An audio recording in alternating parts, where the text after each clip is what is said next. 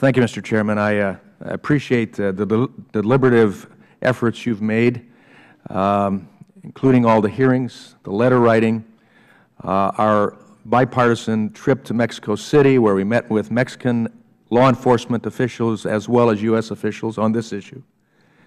But there is a time that a deliberative body needs to continue our efforts for oversight as well as government reform.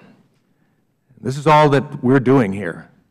Mr. Chairman, this hearing gives me no excitement or joy, but Brian Terry, a proud son of the State of Michigan, a district in that State I represent, a proud and dedicated Marine, a dedicated law enforcement officer, and son of a grieving family, deserves our fullest effort to know the truth and not what our Office of the Attorney General calls evolving truth. There is no certainty in evolving truth. The Attorney General has publicly stated that the Department of Justice is committed to working to accommodate the committee's legitimate oversight needs. The problem with that position is the Attorney General believes he is the arbiter of the committee's, quote, legitimate oversight needs. The Attorney General's position that the Department of Justice decides which documents we need and which ones we don't is contrary to the Constitution and a century of case law. The evolving truth has an eroding impact on our citizens' understanding of what the rule of law is, as well as the Constitution. Still, the Attorney General and his deputies have repeated that position time and time again in the last week. The Attorney General's last best offer was to produce a, quote, fair compilation of documents covered by the subpoena. You can probably guess who the Attorney General's proposed would decide which documents make it into that, quote, fair compilation. Evolving truth again, which is difficult to work with. Contrary to what the Attorney General seems to think, complying with the committee's subpoena is not optional. The failure to produce documents pursuant to a congressional subpoena is a violation of Federal law. Still, the Attorney General refuses to give the committee even a list of documents he is withholding from us, let alone to give us access to all the documents covered by the subpoena.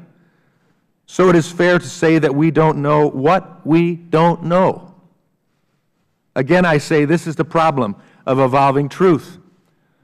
On the other hand, the committee has gone to great lengths to accommodate the Department's interests as an agency of the executive branch. The committee has made a series of accommodations in an effort to avoid today's vote. Citizens in my district are wondering why we have been so gracious in the time length that we have pursued this fast and furious issue. We agreed to view documents in camera. We have accepted redacted documents. We have done voluntary interviews instead of depositions. And we have clarified and prioritized the scope of the subpoena, among other things. The Department has not even cited any legal authority as the basis for withholding documents covered by this subpoena, nor has it asserted any privilege over the documents. It seems we are out of options.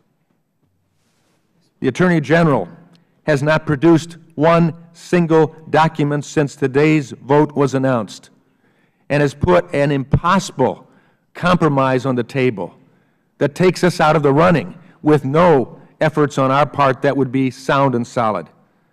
That's unprecedented. And I believe it reflects the low level of commitment the Attorney General has to cooperating with this committee, a separate and co-equal branch of government. I urge my colleagues on both sides of the aisle to join me today in voting in favor of the contempt resolution, unless and until something more positive and concrete is brought before us to deal with. This is not what we should have been forced into even considering today. This is not what I believe any member on this side of the dais wants to see this come to, but rather this has been brought about by the actions, or should I say the inactions, of an Attorney General and his office in carrying on evolving truth, and I yield back.